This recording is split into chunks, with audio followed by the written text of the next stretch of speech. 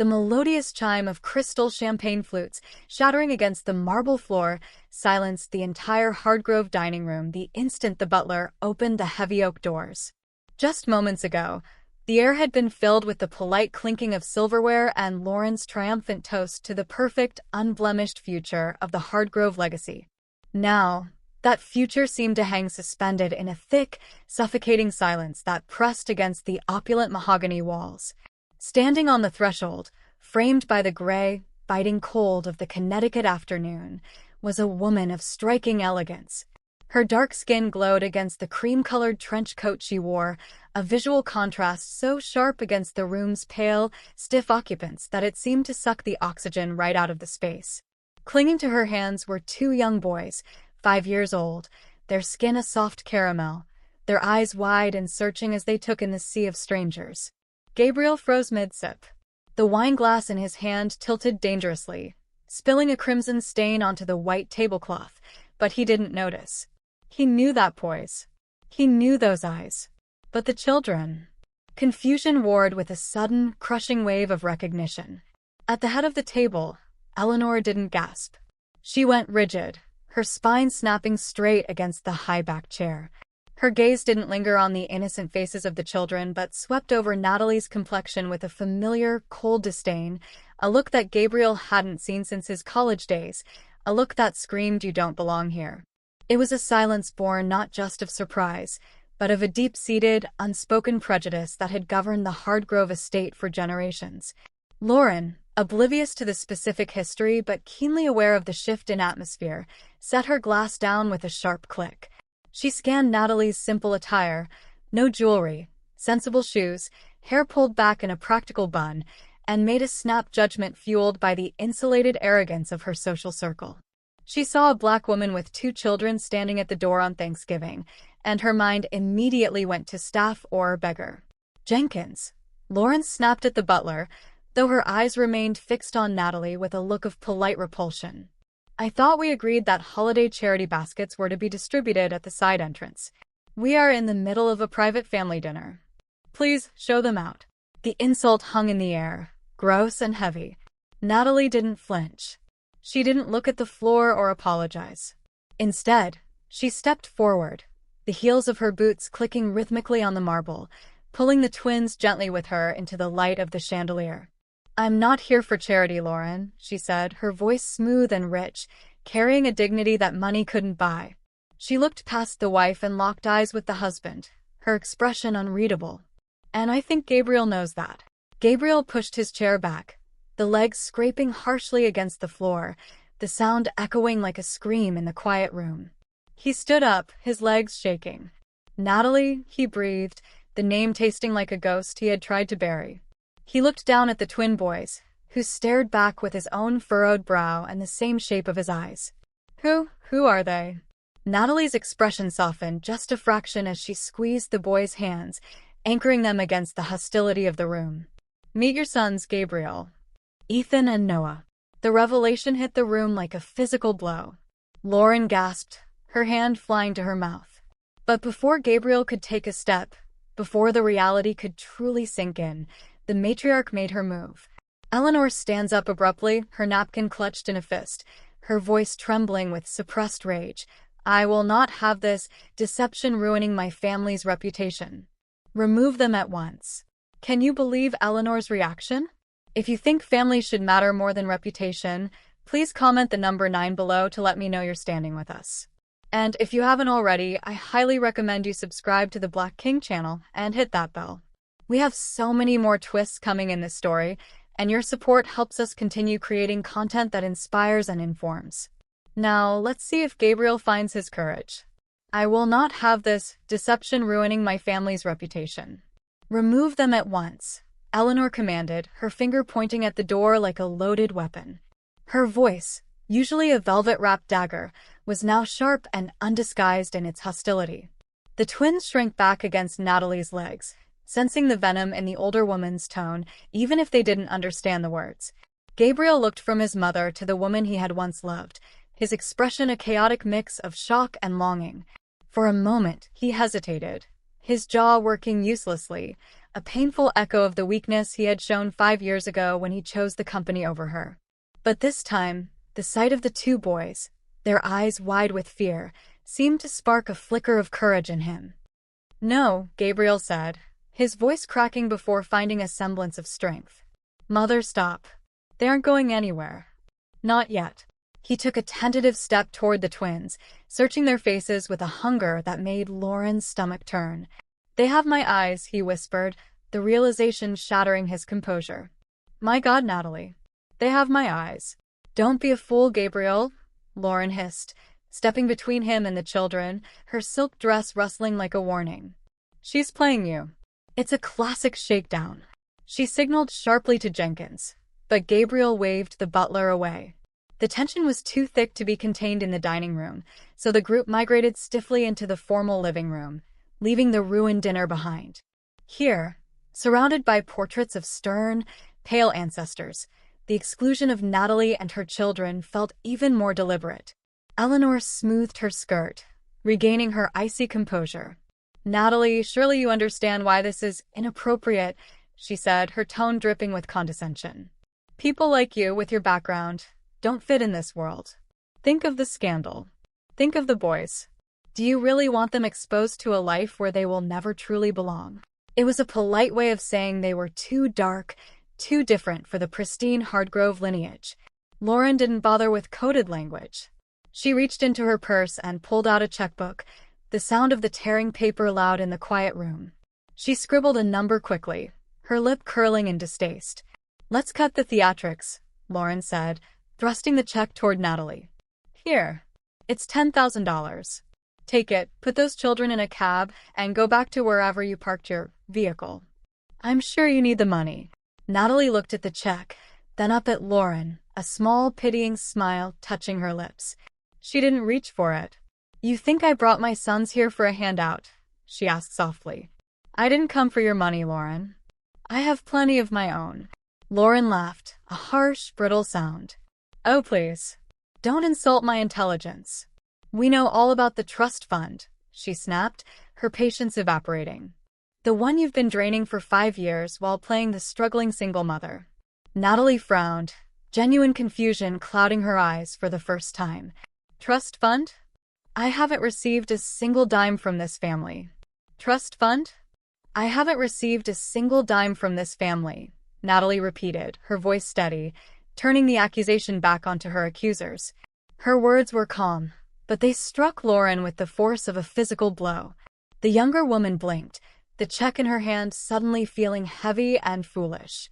A memory flashed in Lauren's mind, the private investigator's file she had glanced at days before the wedding.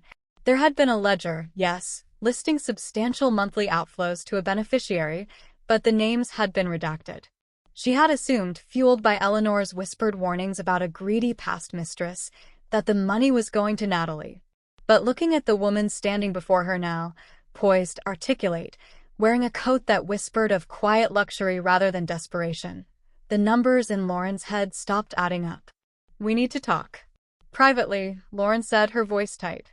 She didn't wait for Gabriel's permission.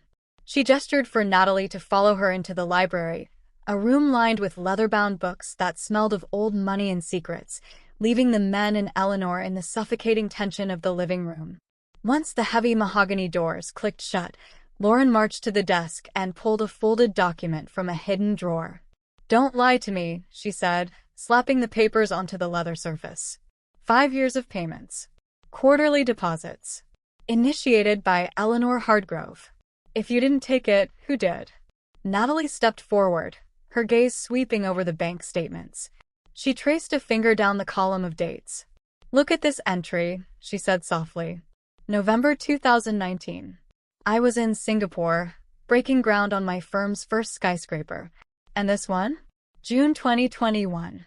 I was in Milan accepting an award." She looked up, meeting Lauren's eyes with a terrifying clarity. "I didn't need Eleanor's hush money, Lauren. I was too busy building an empire of my own. Eleanor didn't set this up to support us. She set it up to assuage her own guilt, or perhaps to pay off the staff who helped her intercept my letters to Gabriel." Lauren slumped against the desk, the air rushing out of her lungs. The narrative she had been fed, that she was the protector of the family against a gold digger, was unraveling. But if money wasn't the issue, Lauren whispered, her confusion genuine. Why? Why hide two innocent children? Why lie to Gabriel? Why lie to me? Natalie turned slowly, her eyes lifting to the massive oil painting above the fireplace. It depicted 5 generations of Hardgroves, a sea of pale faces, blue eyes, and rigid postures. Look at them, Lauren, Natalie said, her voice dropping to a hush that was louder than a scream. Do you see anyone who looks like my sons? She turned back, her expression filled with a pity that stung Lauren more than anger. She didn't hide us because she was afraid I'd take the money. Because, Lauren to Eleanor, my sons are mistakes that tarnish the pristine white Hardgrove bloodline. Lauren's phone buzzes with a notification from her lawyer about the prenup clause, just as the low, powerful rumble of a massive turbine engine shakes the window panes from outside. The truth is finally out, and the ground is literally shaking outside. If you are still watching and rooting for Natalie to get the justice she deserves, please comment the number 9 below to let me know you're here. And if you haven't joined us yet, I highly recommend you subscribe to Black King and hit that notification bell right now. You definitely don't want to miss the massive twist coming next. Your support helps us continue creating these powerful stories to inform and inspire you. Now, let's see what that noise is all about. Lauren's phone buzzes with a notification from her lawyer about the prenup clause, just as the low, powerful rumble of a massive turbine engine shakes the window panes from outside. The sound was deep and expensive, vibrating through the floorboards, but in the heated atmosphere of the library, it barely registered against the earthquake happening inside Lauren's conscience. She looked down at the screen, a confirmation of the hidden errors and dishonesty penalty clause she had secretly added, and then back at Natalie. The pieces had finally clicked into place. The villain wasn't the black woman standing before her. It was the silence that had been bought and paid for by the woman sitting in the other room. Come with me, Lauren said, her voice steel. She didn't wait for an answer. She marched Natalie back into the main living room, the trust fund documents clutched in her hand like a weapon. Gabriel and Eleanor looked up, the tension in the room snapping tight as a bowstring. Lauren didn't pause for pleasantries. She threw the file onto the coffee table, the papers sliding across the polished wood to stop right in front of her husband. Read it, Gabriel, Lauren commanded, her voice trembling not with fear, but with fury. Your mother didn't hide them to save money. She didn't hide them because she was protecting the company from a scandal. She hid them because she didn't want mixed heirs inheriting the Hardgrove name. Gabriel looked at his wife, stunned, then down at the papers. His eyes scanned the dates, the amounts, the beneficiary names redacted, but the intent clear. His face drained of color. Mother, he choked out, turning to the matriarch. Is this true? Did you erase my children? Eleanor didn't flinch. She took a sip of her tea, the china rattling ever so slightly against the saucer. I did what was necessary to preserve the integrity of this family, she said, her tone icy and unrepentant. Look at them, Gabriel. Truly look at them. She gestured vaguely toward Natalie and the twins. They come from a different world, a different culture. Do you really think the board would have accepted this? Do you think society would have welcomed them? I spared you the burden of a life that would have been constantly questioned. The racism wasn't even subtle anymore. It was stripped bare, ugly and raw in the elegant room. Natalie watched Gabriel waiting. This was his moment. If you knew, she asked, her voice quiet but cutting through the room like a knife, would you have chosen us? Would you have stood up to her? Gabriel opened his mouth to speak, to scream yes, but then his eyes darted back to his mother, the woman who controlled his inheritance, his company, his life. He hesitated. In that split second of silence, his weakness screamed louder than any apology. Natalie's expression didn't change, but the light in her eyes dimmed. She had her answer. Eleanor, mistaking the silence for victory, stood up and smoothed her skirt, her patience finally at an end. She turned her sneer on Natalie. Stop this drama. It's exhausting. Clearly you came here for a payout, so let's get on with it. How much do you want, Natalie? 1 million? 2? Take it and go back to wherever you came from. A sharp, authoritative knock echoed through the heavy front door, silencing the argument instantly. A sharp, authoritative knock echoed through the heavy front door, silencing the argument instantly. The sound was too precise, too demanding to be a neighbor or a late guest. Jenkins, the butler, looked to Eleanor for permission, but the matriarch was too stunned by her own outburst to command the room. He hurried to the foyer, the heavy oak door groaning as it swung open to reveal a man in a pristine navy blue pilot's uniform, complete with gold epaulets and a peaked cap tucked respectfully under his arm. He didn't look at Jenkins. He didn't look at the bewildered Gabriel or the pale Eleanor. He walked straight into the living room, scanning the space until his eyes landed on Natalie. He snapped his heels together and offered a slight bow. "Ms. King," the pilot said, his voice projecting with a calm authority that filled the silence. "My apologies for the interruption. Tower control at Westchester has moved up our slot. The Gulfstream G650 is fueled and cleared for your direct flight to Paris. The board is waiting for your keynote address at the Sustainability Summit tomorrow morning." The room went deathly silent. Eleanor blinked, her mind struggling to reconcile the image of the beggar she had just tried to pay off with the words she was hearing. "Gulfstream," Eleanor stammered, a nervous laugh bubbling up. That's a corporate jet. Who are you working for, dear?" The pilot turned to Eleanor, his expression impassive. "It is not a corporate charter, ma'am.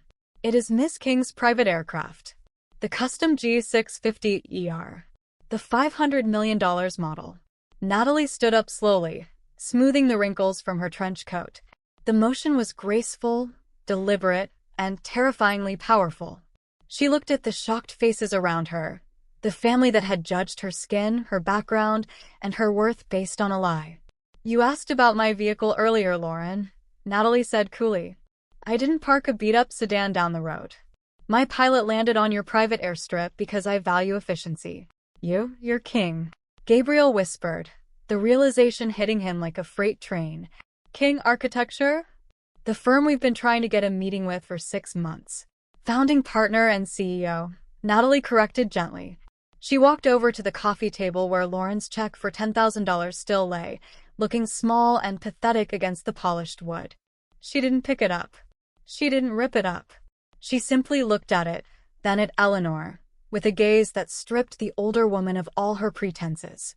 "I didn't come for your money, Eleanor," Natalie said, her voice devoid of anger but heavy with truth.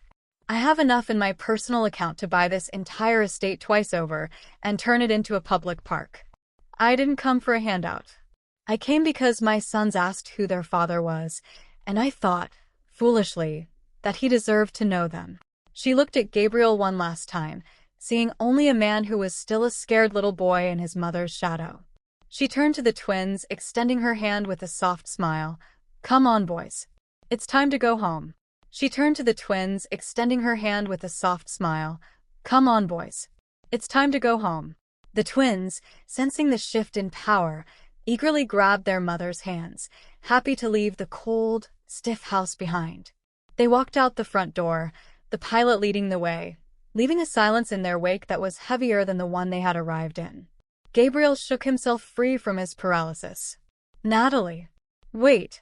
He scrambled after them, stumbling onto the driveway where the cold November wind bit through his suit. He caught up to her just as Captain Davis opened the door of the waiting luxury SUV that would take them to the airstrip. "Nat, please. We can fix this. I didn't know. You have to believe me." Natalie paused, turning to look at him one last time. The stadium lights of the distant jet illuminated her silhouette, making her look untouchable. "I believe you didn't know, Gabriel," she said softly. "But in there, when you found out, you hesitated. You looked at your mother for permission to claim your own sons." She reached out, her gloved hand brushing his cheek briefly, a gesture not of love, but of finality. "You're a good man, Gabriel, but a weak one. My sons need a father, not a puppet." She stepped into the car, the door closing with a decisive thud that echoed like a gavel striking a sound block. Gabriel stood frozen as the car pulled away, watching until it disappeared down the winding drive. When he finally turned back to the house, he felt hollowed out. He walked into the living room expecting to find Lauren comforting Eleanor, or perhaps plotting damage control. Instead, He found Lauren standing by the fireplace, sliding the massive diamond engagement ring off her finger. "Lauren," Gabriel asked, his voice raspy.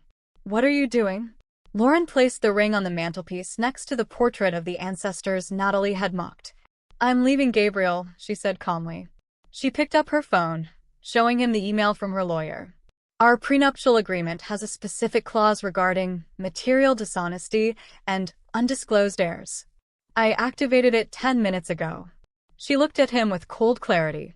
"I could handle a lot of things, Gabriel. I could handle the work hours, the pressure.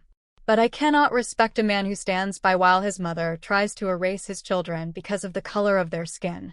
Eleanor, sitting in her armchair, finally spoke up, her voice shrill. "Let her go, Gabriel. She was never loyal.